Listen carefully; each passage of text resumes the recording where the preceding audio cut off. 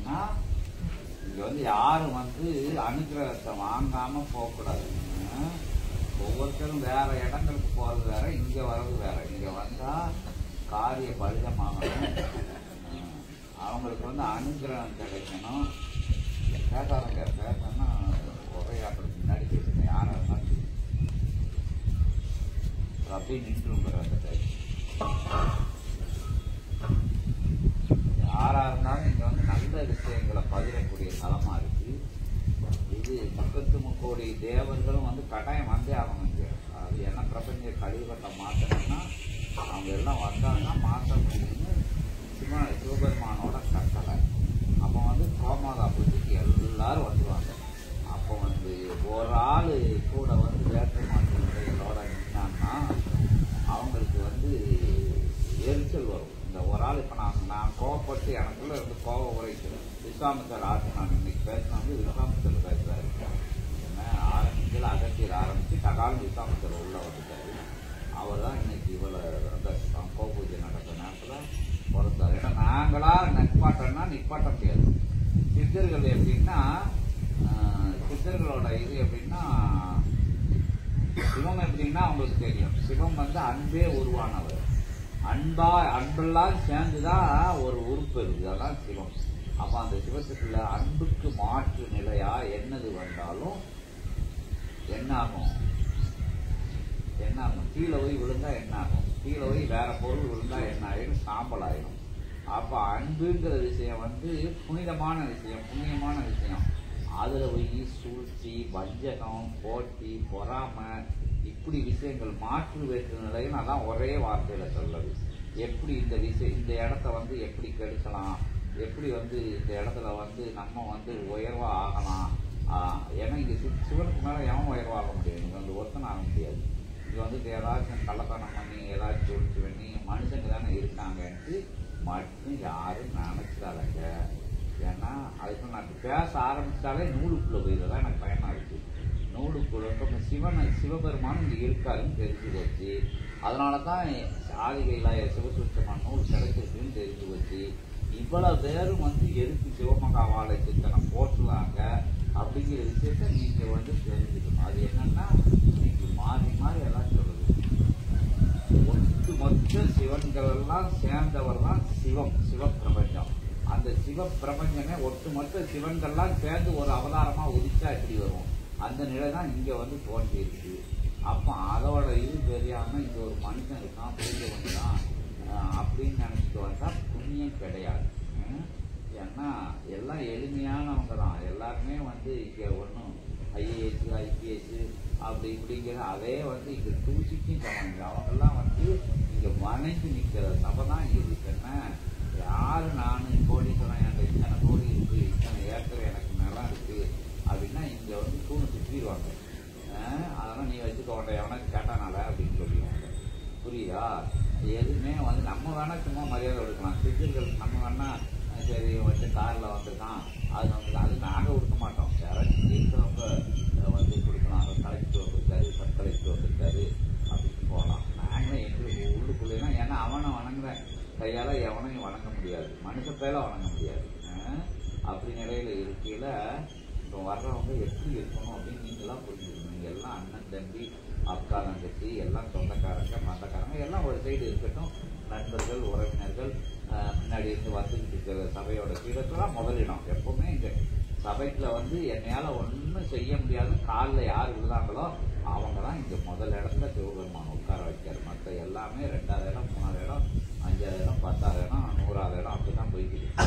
இப்போ சரணாகதி கண்டவங்க தான் இங்க முதல் இடத்துல வைக்கப்படுது. அப்ப என்ன செய்யணும்? சரணாகதியே இருக்கணும். எல்லாருமே வந்து அது மாறி மாறி சொல்லப்படுறது.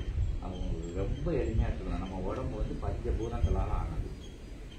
சரிங்களா? உங்களுக்கு பிசிக்கல் பாடி வந்து எப்படி இருக்குன்னா சயின்ஸ் படி பஞ்சபூதங்கள் தான் இருக்கு.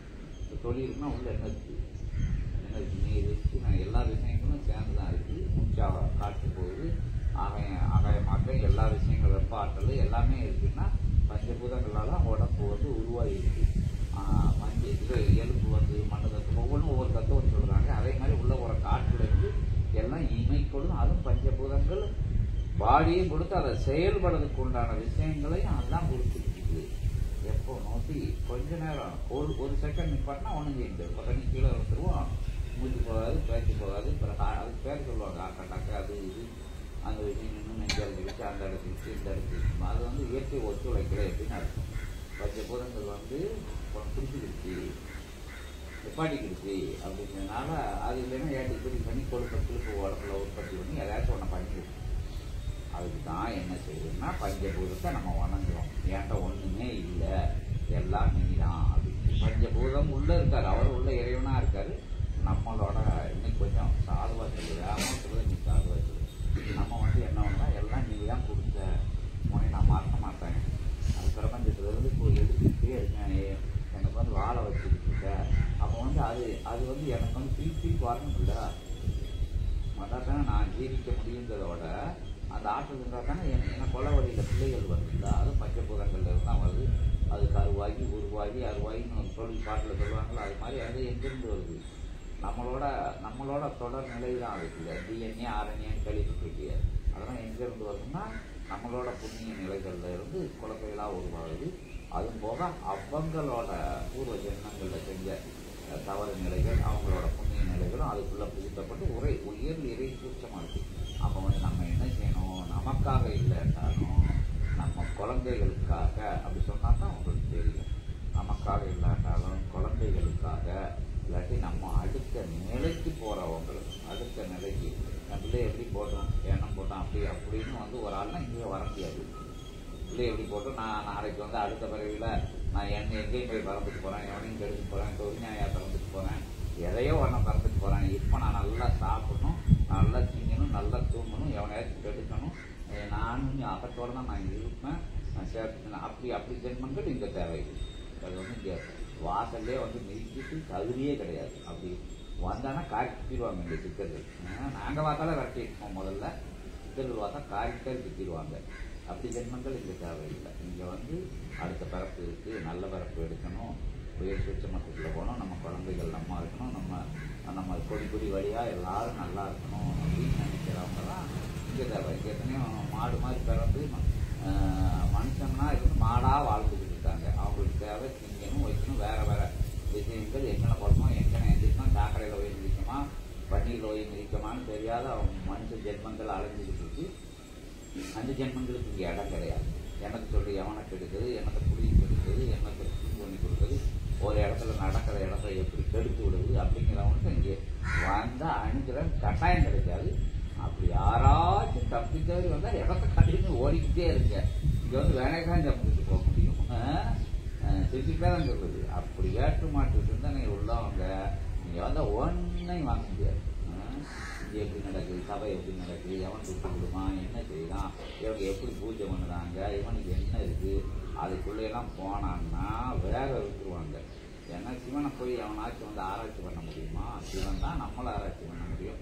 அவன் பாம்பளை கறிக்கிட்டு அலைவான், குப்பை மேட்லையும் படுத்து கிடப்பான், சுடுவாட்லையும் படுத்து கிடப்பான், எங்கேயும் படுத்து கிடக்கான். அவனுக்குள்ள தான் அவ்வளோ உருவாகுது. 33 தேவர்கள் 40 சித்தர்கள் அவனுக்குள்ள தான் இருந்து உருவாக்கிட்டு இருக்காங்க. அந்த சராசரமே அந்த அவன் பின்னாடி தான் அவனை சுற்றிக்கிட்டு இருக்கு. அவன் தான் ஒன்றுமே இல்லாமல் இருந்து எல்லாம் உள்ளவனாக தான். அதுதான் சபை. இங்கே ஒன்றுமே இருக்காது, ஆனால் எல்லாம் இருக்கும். சொன்னா நடக்கும், வான்னா வருவாங்க, போனா போவாங்க. அப்படி ஆட்டெல்லாம் கொடுத்துட்டு இருக்காங்க. சரி, சுத்தமாக கொடுத்துக்கிட்டு இருப்பாங்க. அதுக்கு நீ அவரை பெரிய ஆளா அப்படின்னா அவரை பெரிய ஆள் தான். அதனால தான் சபை கொடுத்துருக்காங்க. அப்படி ஈடுபாடுனா தானே உங்களுக்கு பிடிக்கும். ரெக்கார்டிங்லாம் இது போகாது. அவ்வளோ பெரிய ஆளா, அவ்வளோ பெரிய சபையானா அவ்வளோ பெரிய சபையாக இருக்க போய் அவ்வளோ பெரிய ஆளாக இருக்க போய் தான் சிவத்தை கூப்பிட முடியும். இல்லாட்டி உட்கார வச்சு பேசணும்னா அதற்கு வந்து வேலை பார்க்காரு. இங்கே வேலை பார்க்காத ஆளே இருக்காது. சிவபெருமான் வந்து நவமலை எடுத்து உட்கார வச்சு போகுதாரு. இதெல்லாம் எப்படியாச்சும் நடக்குமா? எந்த யுகத்தில் எப்படியாச்சும் சிவம் வேலை பார்த்தாரு பார்க்க முடியுமா? ஏன்னா எல்லா தேவர்களும் சித்தர்களும் வேலை பார்க்குறாங்கன்னா அப்போ இங்கே உயர் சூட்சம மாட்டேங்குது. எல்லாம் சிவத்துக்குள்ளே இருக்குது. சிவமகா பேராற்றலுக்குள்ளே இருக்குது. சிவமகா வாழை சித்தனுக்குள்ளே எல்லாரும் போய் தான் இந்த பணி செய்யலாம். சும்மா செய்ய முடியுமா? செய்வாங்களா? எங்கேயாச்சும் பார்த்துருக்கலாம், பேசுவாங்களா, வருவாங்களா, போவாங்களா, உட்காருவாங்களா, ஆதியட்டா வந்து சொல்லுவாங்களா? ஏன்னா இவ்வளோ பிரம்மாண்டமான இடத்த மக்களோட மக்களாக இருந்து அவங்களோட இணைஞ்சு இருந்து அவங்களோட இன்ப துன்பங்களில் பங்கெடுத்து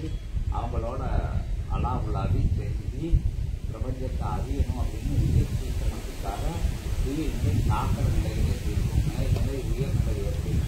எல்லா சிவமாக இருந்து அகத்தியமாக இருந்து பிரபஞ்சமாக இருந்து கற்றுக் கொடுத்த இடம் இது. வர்றவங்களை கற்றுக் கொடுத்து 14 லோகங்களை தேடி இங்கே தேர்ந்தெடுத்திருக்காங்க. அதனால அகத்திய பெருமான் வந்து உட்கார்ந்து பாடம் நடத்தியிருக்காரு, கருவிலிருந்து பாடம் நடத்தியிருக்காரு, கருவாவே உருவாக வச்சிருக்காங்க. அப்போ வந்து அப்படி விஷயங்கள்லாம் இங்கே இருக்கையில் அங்கே இருக்காரு சித்தர், இங்கே இருக்காரு புத்தர், அங்கே இருக்காரு கடவுள் இருக்காருன்னா எல்லாம் இங்கே கட்டுப்பட்ட இடங்கள் தான். இதுக்கு கட்டுப்படாத இடம் பிரபஞ்சத்தில் இல்லவே இல்லை, உங்கள் குலதெய்வங்கள் உட்பட. இதுதான் இங்கே இருக்கக்கூடிய உண்மை. அப்போ அந்த இடத்துல வந்து எப்படி இருக்கணும்னு பார்த்துக்கோங்க. என்ன நல்லது அதான் பிற பாவ சாபங்களை யார் வந்து போக்க முடியும்? முன்ஜென்ம பாவ சாபங்களை போக்கணும்னு சொல்லுறாங்க. ஏன்னா இதெல்லாம் யார் போக்க முடியும்? 27,000 கோடி ஆறுபடை ஆற்றலே தாங்க முடியாது. 27,000 கோடி லோகங்களோட ஒரு பிக்சர் போய் தப்பு பண்ணிட்டு தப்ப முடியுமா? முருகப்பெருமான சேர முடியுமா? ஆறுபடை ஆற்றலோட உட்கார்ந்து காணாதுன்னு 27,000 கிடையாது, 27,000 கோடி லோகங்களோட ஆற்றலோட உட்கார்ந்த தலம். இங்க வந்து நல்லது நினைச்சா கட்டாயம் நல்லது. அது பேச மாற்ற நிலைக்குள்ள இருந்து அவங்க பொறுப்பு இல்லை, கண்டுக்காம விடுவாங்க. எப்ப பார்த்தாலும் அதையே யோசனை பண்ணிக்கிட்டு இருந்தா, அதையே மண்டக்குள்ளேயே வச்சுக்கிட்டு வேலை பார்த்துக்கிட்டு இருந்தா உங்களுக்குள்ள ஏகப்பட்ட கருத்து வேறுபாடுகள் இருக்கலாம், யாருக்குள்ளே இருக்கலாம். பிடிக்காம இருக்கலாம், உங்களுக்கு பிடிக்காம இருக்கலாம். அதெல்லாம் இங்கே உணர்ந்து விதைச்சான்னா அது வேணே அறுவடை பண்ண ஆரம்பிச்சு. யார் அறுவடை பண்ணுவான்னு தெரியாது. அதே மாதிரி பிடிக்காத ஆளாக இருந்தாலும் இங்கே வந்து ஒற்றுமையாக இருந்து வணங்கி நிற்கையில் கேட்கும். இங்கே வந்து யாரும் எங்களுக்கு உயர்வு கிடையாது. இன்னைக்கு சொல்லலாம், நாளைக்கு சொல்லலாம், நாளைக்கு சொல்லலாம். இங்கே வந்து நான் என்கிட்ட ஒன்றுமே இல்லை அப்படிங்கிறதான் இங்கே மதிக்கப்படுது. நான் இந்த இடத்துக்கு 1 லட்சம் வச்சுக்கோ, 5 லட்சம் வச்சுக்கோ, நான் இன்னும் ஜாதிக்காரங்க, இன்னும் இப்படி ஆளு அப்படி ஆளு, நான் சிவப்பாக இருக்கேன், நான் நகை நட்டு போட்டிருக்கேன், ஏன்டா அப்படி இருக்கு, நான் போட்டுக்கு செருப்பு 8,000 ரூபா, நான் போட்டுக்கு ஷூ வந்து 1,50,000 லட்சம்னா இங்கே போல செருப்பு குளிச்சோட ஓடிக்கீழ் அப்படின்னு தான் சொல்லுவாங்க சுத்தமத்துக்கு. அதான் உண்மை. இன்னைக்கு அதான் நடக்கும், நாளைக்கு அதான் நடக்கும். எல்லாத்தையும் இங்கே வந்து எதுக்கு விட்டுருக்கு? எல்லாத்தையும் பார்த்து எல்லாம் இருக்கையில் எதுவும் வந்து இல்லாமல் போய் இங்கே வரலை. ஏன்னா பொண்டாட்டி பிள்ளைகளை விட்டுட்டு வேண்டாம், கஷ்டமாக இருக்குது, கடன் ஆகிருச்சு, வாழ வழி தெரியல அப்படின்னு இங்கே ஓடலை. எல்லாம் இருக்கல, எல்லா விஷயங்களும் இருக்கல, எல்லா இளமை கிண்ணுகள்லாம் இருக்கல, நாடி நரம்புகள்லாம் நல்ல ஆரோக்கியமாக இருக்கல, ஒன்றும் வேண்டான்னு உட்கார்ந்த இடம் தான் இந்த இடம். அதுதான் இந்த இடத்துக்கு இவ்வளோ விஷயங்கள் கொடுத்துருக்காங்க. கோடி கோடியாக எந்த விஷயங்கள் வந்தாலும் வேண்டாம் அப்படின்னு சொல்ல போய் வந்துக்கிட்டு இருக்கு. மற்றதை வந்து வேண்டான்னு சொல்லி உட்கார்ந்த இடம் இது. கோடியை பெருசாக எடுத்து உட்கார்ந்தா இந்த கோடியில் கூட உட்கார முடியாது. நாங்கள் அந்த நிலை உள்ளதுனால எத்தனையோ கூட இருந்தவங்களுக்கு, பலவனங்களுக்கு, வயசானவங்களுக்கு, பயணப்படுறவங்களுக்கு சித்த நிலையை உணர்ந்தவங்க இதை கண்டுக்கிட்டு இருக்காங்க. நீங்கள்லாம் வேற வேற எல்லைகளில் இருந்து வாரீங்க. உங்களெல்லாம் எதுக்கு விஷயங்கள் சொல்லணும்னா உங்கள்கிட்ட நான் இருக்கக்கூடாது. மாறி மாறி வர்ற இடம் அதுக்குள்ளே இருந்துட்டாங்க. ஏன்னா அதுதான் இங்கே சாவியே. அதுதான் இங்கே அனுகிரகத்தை வாங்குற சாவி. அதுதான் அந்த சாவியை தொலைச்சின்னா நாங்கள் ஒன்றும் சொல்லக்கூடாது. அதனால் அதெல்லாம் அடி மூட்டை கட்டி தூர போட்டோம்னு வச்சுக்கோங்களேன். நாங்களும் தூர போட போயிட்டோம். இங்கே நேரத்தில் ஏதாச்சும் உட்காந்து கூட்டி பண்ண முடியுது. இப்போ வந்து வாங்க வாங்க வாங்க அப்படின்ட்டு உங்கள்கிட்டயே நான் பாகுபாடு பற்றி உட்கார வச்சாங்கன்னா இங்கே எங்களுக்கு வேலை கிடையாது. இங்கே யாருனாலும் ஒன்று யார் அந்த பிள்ளைகளில் இருந்து, பொண்டாட்டிகளில் இருந்து, நூறுதாங்க சீலர்களில் இருந்து நான் 10 வருஷமாக வந்துருக்கேன், 20 வருஷமாக வந்துருக்கேன் அப்படின்னு சொல்லக்கூடிய ஆட்களில் இருந்து உனக்கு அது கொடுத்தேன், இது கொடுத்தேன், அது கொடுத்தான், இது கொடுத்தான், அப்படி செஞ்சோம், இப்படி செஞ்சோம் சொல்கிற ஆட்களில் இருந்து இப்போ வந்தாலும் அந்த ஆட்கள் சமமாக தான் பார்க்கணும். இப்போ நீங்கள்லாம் வந்து காலையில் இருந்து வந்து செஞ்சு உட்காந்துருக்கு. இப்போ ஒரு ஆள் சின்ன ட்ரௌசரோடையோ இல்லாட்டி ஐயா நான் சிவ வழிபாடு பண்ணுறேன், இப்போ நான் கதையை பற்றி தெரிஞ்சது, நான் குளிக்காமல் வந்துட்டேன் செஞ்சுட்டேன்னாலும் அந்த ஆள் கொஞ்சம் டைம் கொடுத்து உட்காருக்கிற சபை. அந்த ஆள் எவ்வளோ நான் பேங்க் பேலன்ஸ் எவ்வளோ இருக்குது, நான் உள்ள அண்ணாக்குடியில் என்ன பண்ணலாம், அந்த தலை ஓட்டுறானா இல்லாட்டி அதில் ஓட்டுறானா இதில் ஓட்டுறானா நம்ம கொடுப்பாங்க. ஏன்னா வேற எல்லாம் ஏன்னா இந்த அதுக்கு திருத்தரமாக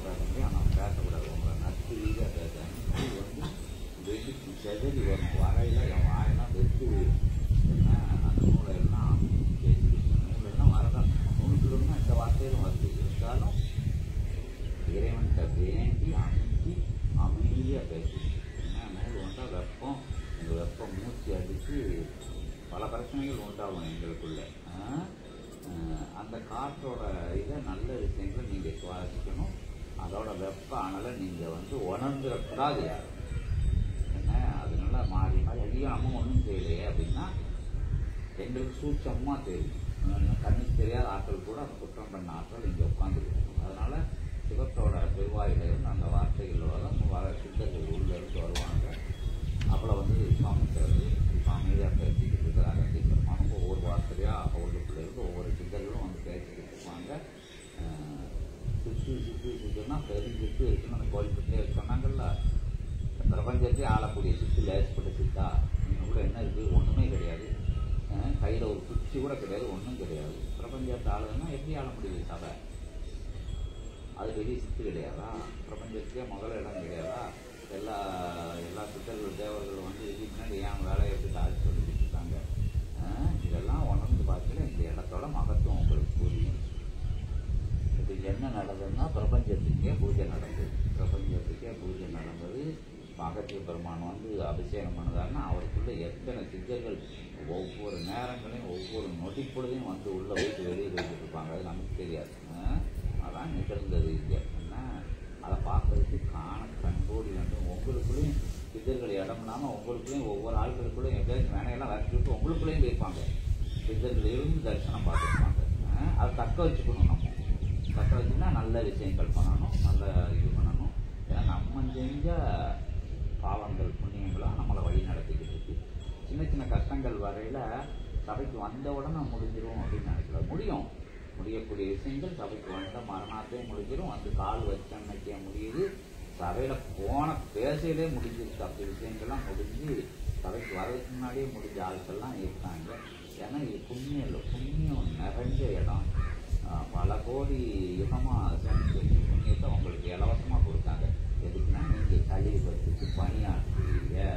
யுகமாற்றத்துக்கு நீங்கள் துணைக்கிய 4 பேர்த்த சபையை பற்றி சொல்லுவீங்க. 4 பேர்த்த ஏன் 4 எல்லா இடத்துல நீங்கள் 4 பேர்த்த சொல்லுன்னு எதுக்கு சொல்லுவாங்கன்னா கலியுகத்துக்குள்ள இருந்தால் அதை சுத்தப்படுத்த முடியும். சாக்கடை சுத்தப்படுத்தினா சாக்கடைக்குள்ள யார்கிட்ட செய்யணும். நம்ம காடு சரியாக இருக்குது, காடு சாக்கடையாக இருக்குது, காடு அசிங்கமாக இருக்குன்னா வந்து சாக்கடை வெளியே ஊற்ற முடியாது. உள்ள யாராச்சும் ஒரு ஆள் இறங்கதான் செய்யணும். அந்த பண்ணி தான் சிவபெருமானே இறங்கிட்டார். இந்த சாக்கடை கழுவுனா நான் தான் வரணும் அப்படின்னு சொல்லி சிவமே வந்து அவதாரம் எடுத்ததுனால தான் சித்தர்கள்லாம் சிவனோட கூட இருக்காங்க. அவர்களெல்லாம் தலைவராக இருக்காரு. அவரோட 9 கோடி சித்தர்கள் இருக்காங்க. இவர் வேலை பண்ணிக்கிட்டு சபை அமைக்கல, செய்யலை, வைக்கல, 10 எதுவும் கத்தலை. போய் சாப்பிட்டு கத்து எதுன்னு கத்த போறாங்க. எல்லாரும் வந்து கத்துன்னு சொல்லக்கூடாது, அது வேற வார்த்தை. கத்துன்னா நாய் கூட கத்துதான் செய்யும், கணக்கேற்றானே எல்லாரும் சொல்லலாம். அது வந்து அவங்க எப்படி சொல்றாங்கன்னா அவ்வளவு வெறுப்புல சொல்லுது. அதை வந்து உயர்வா ஆமாம் அங்கே வந்து எல்லாம் பேசுறாங்க, மனுஷனுக்கு பேச முடியுமா அப்படின்னு போகக்கூடாது. என்ன பேசுறாங்கன்ட்டு கேட்கணும். என்ன பேசுறாங்க, அதில் என்ன கருத்து வரும் புரியாமல் இருக்கலாம் அவங்களுக்கு. அது பழைய தமிழ் அவங்க சித்தர்கள் கலந்துட்டாங்க. அதை அவசியமா எளிமைப்படி தான் அவங்ககிட்ட பேசுகிறது. ஒவ்வொரு விஷயத்தையும் புரியுங்க. உயர்வான மனுஷங்க நீங்கள் தான் உயர்வானவங்க. அது நம்மளாம் என்ன அவ்வளோ பெரிய ஆளா அப்படின்னு நினைக்க வேண்டாம். நீங்கள் தான் அவ்வளோ பெரிய ஆள். இங்கே வந்துட்டாலே நீங்கள் பெரிய ஆள் தான். இதை கேட்டுட்டாலே பெரிய ஆள் தான். அந்த அமைதியை நான் பேசுகிறத கேட்டுக்கிட்டு இருக்கிறே நீங்கள் பெரிய ஆள். இப்படி எந்த மகான்களும் பெரிய ஆட்கள் நாங்கள் சித்தம் புத்தம்ட்டு இருக்கிறவங்க யாரும் வந்து இந்த உரையை கேட்க முடியல. சுச்சமத்தில் கேட்டுக்கிட்டு இருக்காங்க. இயல்புல அங்கே இருக்கேன், இங்கே இருக்கேன், நான் அப்படி இருக்கேன், இப்படி இருக்கேன், ஒரு பெரிய பதவி நாற்காலியில் உட்காந்துருக்கேன், யாருக்காச்சும் இதை கேட்கறதுக்கு அதிகாரம் இருக்கா? ஏன்னா இங்கே வர்றதுக்கு உண்டான சந்தர்ப்பம் அவங்களுக்கு கிடைக்கல. நீங்கள் இந்த இடத்துக்கு வந்திருக்கீங்கன்னா பெரிய புண்ணியம் செஞ்சு தான் இந்த புண்ணிய தளத்தில் வந்து உட்காந்துட்டு இருக்கே. புண்ணியமே உரையாற்றதை கேட்டுக்கிட்டு இருக்கே. நான் புண்ணிய நூல் பேசுறதையெல்லாம் பார்க்க போறீங்க. எதையும் உயர்வாக நினச்சா உயர்வு, தாழ்வாக நினச்சா எல்லாம் தாழ்வு தான். உங்களை நீங்கள் உணரணும்னா சபையை உணரணும், சபையை ஆசான உணரணும், இங்கே என்ன நடக்குன்னு உணரணும், எதுக்கு இவங்க இதையே பண்ணிக்கிட்டு இருக்காங்கன்னு உணரணும். இவ்வளோ விஷயத்துக்குள்ள வரையிலாம் இது வந்து உங்களோட தேவைகளுக்காக மட்டும் கிடையாது. இந்த இடம் வந்து உரை என்னன்னா நீ பிரபஞ்சத்துக்கு செய்யலாம், பிரபஞ்சம் உனக்கு செய்யும். பிரபஞ்சம் உனக்கு செஞ்சது பிரபஞ்சம் செஞ்சுக்கிட்டே இருக்கு. ஆனா நீ பிரபஞ்சத்தை மறந்து போயிட்ட. எனக்கு எனக்கு எனக்குன்னு வாழ ஆரம்பிச்சுட்ட. என்ன விஷயம், சின்ன காசு கூட அடுத்தவங்க வீட்டுக்கு போயிடக்கூடாதுன்னு நினைக்க.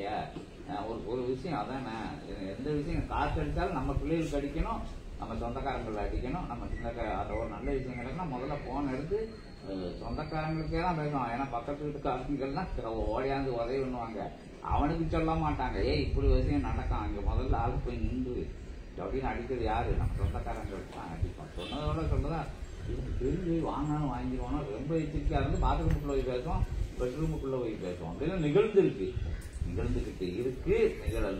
நிலவும் செய்யும். அதுக்குள்ள இருந்து வெளியே வர கற்றுக்கிட்டு எல்லாருக்கும் யாம் பெற்ற இன்பம் பெருக வையக்கம் அப்படின்னு இப்ப நாங்க பத்திக்கிட்டு வச்சுக்கிட்டோம்னா இத்தனை பேருக்கு அனுகிரகங்கள் கொடுக்க முடியாது. எல்லாருக்கும் பரவிக்கட்டும், எல்லாரும் சித்த நிலை அடையட்டும், எல்லாரும் சிவமா மாறட்டும் அப்படிங்கிறாங்க. எத்தனையோ சிவப்பேரார்கள் மனுஷங்களை சிவமாக்குறவர்கள் தான் நடந்துருக்கு. அது தொடர் நிகழ்வா இன்னைக்கு கொஞ்சம் சீக்கிரமா பூஜை நடந்துச்சு. இருந்தாலும் அந்த உரைகள் சில நேரங்களில் சூடான சொற்கள் வரும்.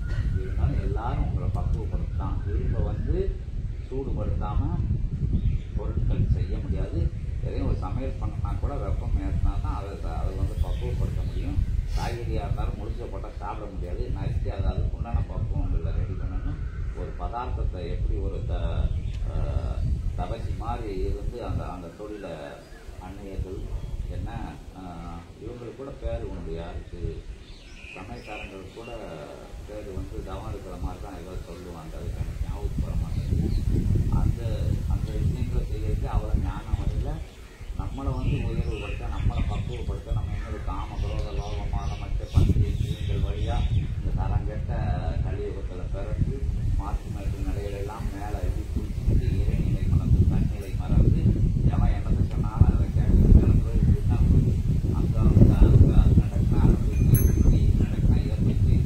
உனக்குன்னு ஒரு புத்தி இருந்து உன் பிள்ளைகளுக்கு பேச வைக்காம எவனாச்சும் சொன்னதை கேட்டு பொம்பா போய்கிட்டு இருக்கிறவங்க போகாதங்க. உங்களுக்குள்ள இறைத்தன்மை இருக்கு, சிவமே உங்களுக்குள்ள தான் இருக்காரு, உணருங்க அப்படின்னு சொல்லி கொடுத்து அந்த சிவத்தை வெளியெடுக்கிற இடம் தான் இந்த இடம். நீ பிரம்மமுகூர்த்தத்தில் தவம் இருக்கல என்ன நடக்கும்?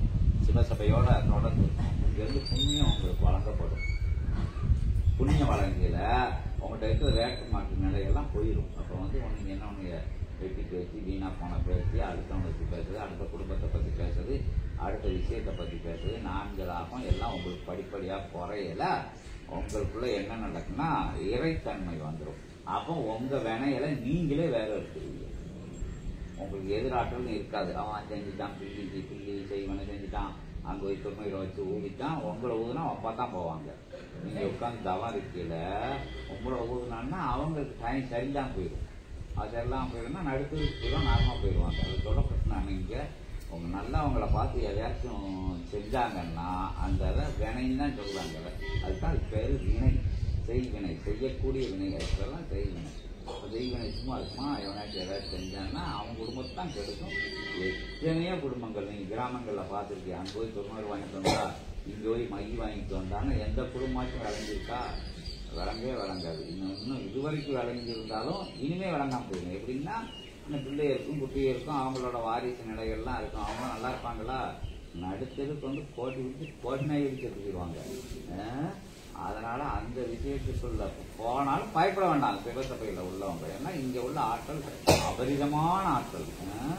அதனால அப்படி பயப்படுறவங்களும் கூட இந்த சபைக்கு வரலாம். ஏதோ எனக்கு தெரியாம அவன் அதை செஞ்சுட்டான், இதை செஞ்சுட்டான், அந்த விஷயத்துக்குள்ள சித்தர்களை சுத்திடுவாங்க. அதை இருந்தாலும் மனித இயல்புல இருந்து உங்கள்கிட்ட பேசுறதுனால சொல்லுவேன். அதனால இங்க வந்துட்டோம், யாருக்கும் எதுக்கும் பயப்படணும்னு அவசியமே கிடையாது.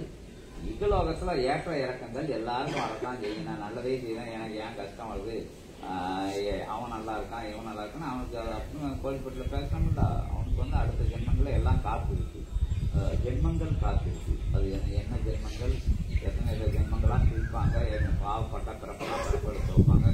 கால் இல்லாம கை இல்லாம எத்தனை முட்டமா பார்க்கல. வாட்ஸ்அப்ல அப்படி பண்ணா இப்படி பண்ணா நீங்க தானே பார்க்க. அது மாதிரி பிறப்படுத்த வச்சுக்குவாங்க. அதுக்கு கதைகள்லாம் ரொம்ப உண்டு. கதைகள்லாம் திருச்சபையில் தொடர்ந்து வந்துட்டு வாங்க. கதைகள் முன்னோர்கள்லாம் சொல்லி வச்சாங்க. நம்ம வீடுகளெல்லாம் முன்னாடி சின்ன பிள்ளைகள்ல பாட்டிமாரு தாத்தாமார்கள்லாம் நல்லா தர்ம சிந்தனை உள்ள கதைகளா, கெட்டவன் கெட்டது செஞ்சா எப்படி அழிஞ்சு போவான், நல்லது செஞ்சா எப்படி கிடைச்சிருக்குங்கிற கதையெல்லாம் எளிமையா சொல்லி கொடுத்துட்டு இருந்தாங்க. காமெடியா கூட நல்லது கெட்டதை சொல்லி கொடுத்துட்டு இருந்தாங்க.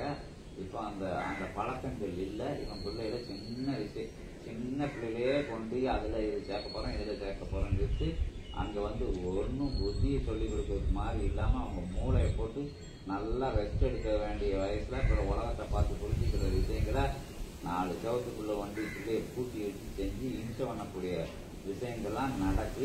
அந்த சொல்லி கொடுக்குற பேசுனா நமக்கும் பெருமையா இருக்குன்னு சொல்லி எல்லாரும் விட்டுக்கிட்டு இருக்கோம். அந்த பழைய இடத்துல 5 வயசுன்னு சொன்னது கூட அதுக்கு முன்னாடியே போய் பச்சைலாம் குழந்தைகளை விட்டு அந்த அப்பா அம்மா தாத்தா பாட்டி ஊர்காலங்களோட பழகக்கூடிய விஷயங்கள் நல்லது கெட்டதை சொல்லி கொடுத்துட்டு அதுக்கு சாப்பாடு போது, பூனைக்கு சாப்பாடு போடு, நாய்க்கு சாப்பாடு போடு, அதுக்கு சாப்பாடு இதுக்கு சாப்பாடு போடு அப்படின்னு சொல்லி கொடுக்குற நிலையெல்லாம் இப்போ மாறிடுச்சு.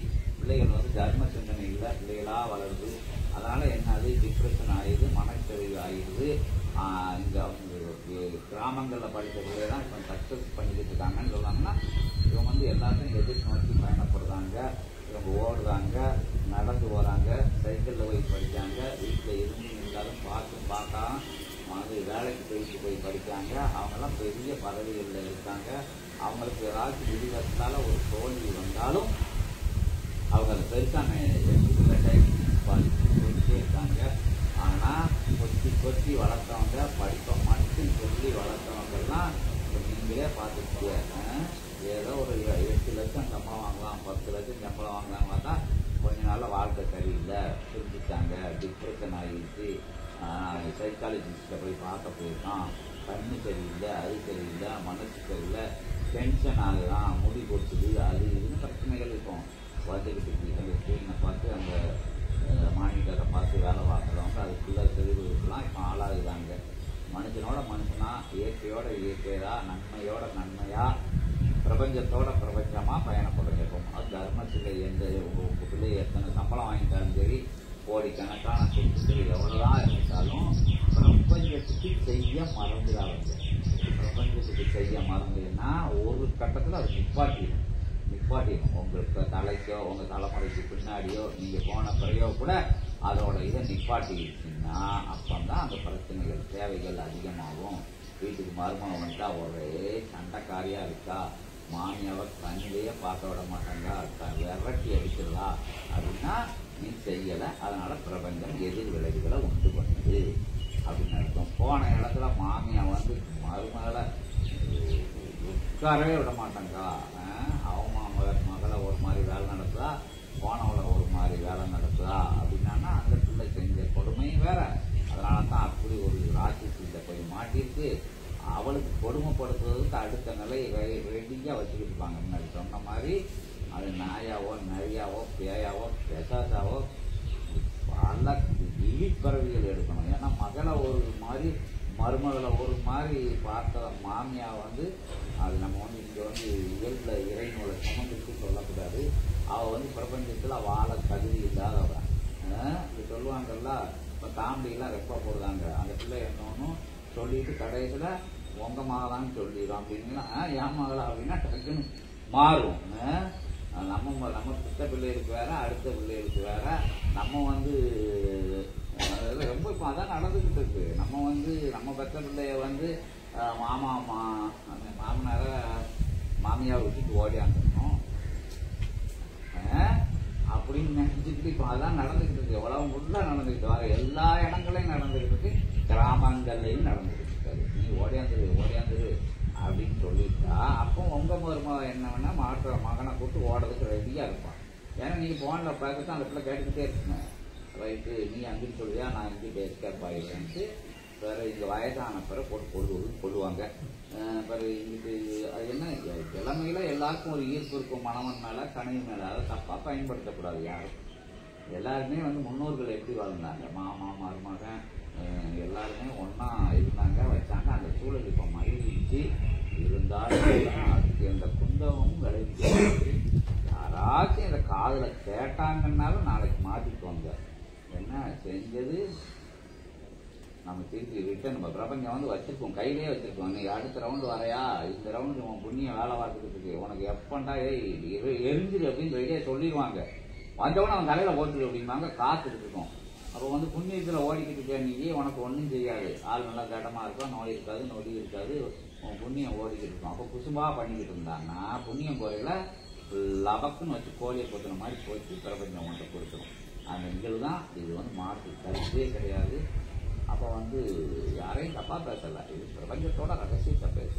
அப்போ வந்து ஏதோ ஒரு சூழலில் தெரிஞ்சும் தெரியாமல் நாங்கள் இப்போ சபைக்கு வர்றதுக்கு முன்னாடியே எல்லாமே நடந்து முடிஞ்சிருச்சு. என் இளமையை வச்சு தப்பு பண்ணிட்டேன், இளமை முழுக்க ரத்த புத்தியில இப்படியெல்லாம் பண்ணிட்டேன், நான் எடுத்தேன், நிறைய எடுத்தேன் அப்படின்னு இன்னும் வந்து அன்னைக்கே சொல்லுவாங்க.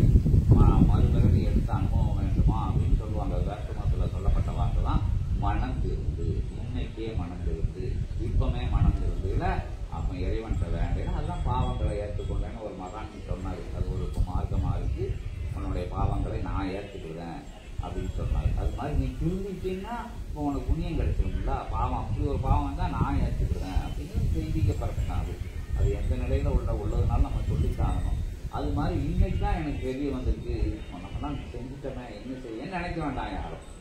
தெரியாம செஞ்சாச்சு, அறியாம செஞ்சாச்சு, புரியாம செஞ்சாச்சு, அதை விட்டு ஒழிங்க. இன்னையிலிருந்து புனர்ஜென்மம் எடுங்க. அதான் கோமாதா பூஜை வரையில புனர்ஜென்மம் எடுக்கல. அதுதான் சரணாகதி. என்கிட்ட ஒண்ணுமே இல்லை இறைவா அப்படிங்கிற நம்ம எடுத்த ஜென்மங்கள் எல்லாம் இங்க வந்துடும். வரிசை கோர்த்து நிற்கும். உங்களுக்கு நிற்கி ஒரு உயர் சூட்சமத்துல எத்தனை ஜென்மங்கள் தெரியாது, அது பூரா இருக்குல்ல, அதோட பாவங்களை பூரா மன்னியப்பட்டு அதுல எங்க புண்ணியங்கள் என்ன கால்குலேஷன்ல எடுக்கணும் சித்தர்களுக்கு தெரியணும். எடுத்து உங்களுக்கு புது வாழ்க்கையை உண்டு பண்ணி கொடுக்கக்கூடிய இடம் தான் புனர்ஜென்ம கோமாதா பூஜை. அதனால தான் இங்க வரையில உங்களுக்கு டக்குன்னு நல்லது நடக்கும். நவகிரகங்கள் தள்ளி நின்று இங்க வந்தா முருகப்பெருமன் தள்ளி நில்லுங்கன்றுவாரு. ஏன்னா நம்ம இப்போ வந்து இப்போ நம்மளால எதை முடியுமோ இந்த இடத்துல இப்போ தேவையில்லாத ஆளானா இப்போ என்னால சொல்ல முடியும், நீ வேண்டாம் உள்ளோ வெளிவோன்னு சொல்ல முடியும் என்னால. அதை மாதிரி முருகப்பெருமானால சிவபெருமானால இந்த சபைக்கு வர அவங்க வந்து நவகிரகங்களை வந்து விலைக்கு வைக்க முடியும். தள்ளி நின்று பாரு, என் ஆளுக்க இவங்க நல்லது செய்ய போறாங்க, யுகம் மாற்றத்துக்கு பணி செய்ய வந்திருக்காங்க, நீ தள்ளி நின்று பாருன்னா நவகிரகங்கள் சரி ரைட்டு நடக்கட்டும் அப்படின்னு சொல்லணும். அதுக்கு நம்ம தகுதியான ஆட்கள் நம்ம பிரபஞ்சத்துக்கு ஏதாவது செய்யணும்னா நல்லது செய்யணும். நல்லது என்ன செய்யறாங்க? என்கிட்ட ஒண்ணுமே இல்லைன்னா திருங்க, நல்லதுதான். என்ன அன்பா இருங்க, நல்லதான். கருமையா இருங்க, நல்லதான். தேவையில்லாத யாரும் வரையில ஏசி தேவையில்லை. அவன் சொன்னாங்களா ரைட்டு ரெடியே இங்க வாங்க ஒரு பொம்பளையில ஆம்பளையில கூப்பிடையில குசும்பு தான் கூப்பிடு போய் ஆனால் சித்து சபையில சொன்னது யாவும் வந்துடும். வேண்டாம் சாப்பிட்டியா அப்படின்னு வீட்டுக்குள்ள என்ன இதுதான் இங்க சொல்லிக் கொடுக்கு, வேற ஒண்ணும் கிடையாது. எல்லாரும் நாங்களும் தப்பு பண்ணவங்களாம் தெரியாம அதை இதை அடிச்சு தள்ள கொண்டு இருந்தவங்களாம் நாயநதி எல்லாம் தப்பு செய்யாதவங்க எல்லாம் கிடையாது. யாரும் சும்மா வாய்க்கு வந்த மாதிரி பேசின இடங்கள் தான் எல்லாம். ஆனா தெரிஞ்சவொன்னா எல்லாத்தையும் நிப்பாட்டின மாதிரி சிவசபையோட கோட்பாடு அதுக்கு என்ன, எல்லாரும் அமைதியாயிட்டானா நல்ல விஷயங்கள் நடக்கும். உங்களுக்கு மட்டும் இல்லை, உங்கள் குழந்தைகளுக்கு, உங்களை நம்பி இருக்கிறவங்களுக்கு, உங்க சொந்தக்காரங்களுக்கு எல்லாமே நல்ல விஷயம் நடக்க நீங்க காரணமா இருக்கீங்க. நீங்க நல்லா இருக்கல 4 பேர் இங்க கூட்டு வருவீங்களா, நீங்க நல்லா இருக்க, நீங்க சரணாகதி ஆகல உங்களுக்கு நல்லதான் நடக்கும்.